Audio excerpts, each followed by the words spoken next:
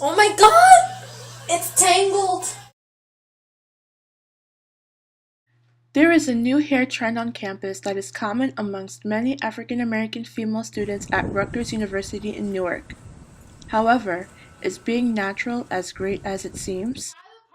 Pia Colon, a 21-year-old psychology major at Rutgers Newark, doesn't seem to think so, at least when it comes time for her to do her hair.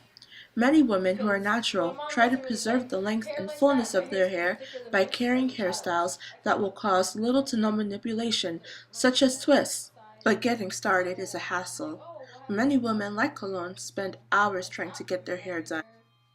For example, Cologne just came back home from an event and has to do her hair, but she has an exam and a quiz to study for, and she is not sure how she plans on juggling 20 inches of curly big hair.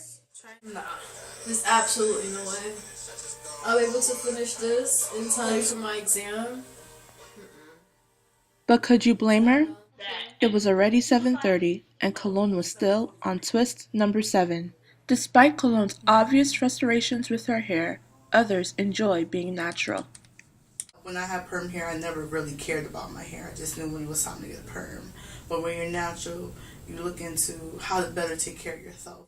However, students, such as Valerie Yardy, feel indifferent about this new cultural trend. My problem is starting to do it is very hard because I really have like a long hair, and I tried doing it one time, and it got to a point that I gave up.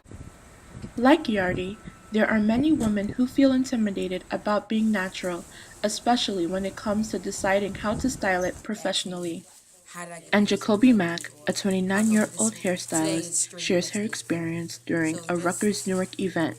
So the experience that I had at my job was one day I came to work with a similar hair to how it is right now, and one of my coworkers was like, "Can I touch your hair?" And I'm like, "Yeah, whatever." So she touches it, and she's like, "Oh my God, your hair feels just like my dog." So I'm like, "Your dog?" These unpleasant experiences can drive many women to perm their hair for the sake of having it manageable, especially since doing natural hair can be expensive. However, for people who have permed hair, it's cheaper. Fortunately for me, where I go, they charge me $8 for washing, so so I do it every week. Despite the clear division between those who choose to be natural or not, there is an organization on campus called Tangles, which is facilitated by Jinseen Wright, and she teaches people how to take care of their hair naturally. Started off at Howard in 2010, and I decided to bring the organization here. I've inspired Tangles members to wear their hair out natural, to be comfortable with themselves and not really to worry about what society has to say. In fact, the president of Zeta Phi Beta Sorority Inc. teamed up with the president and vice president of Tangles to educate students about the history of natural hair. You knew that?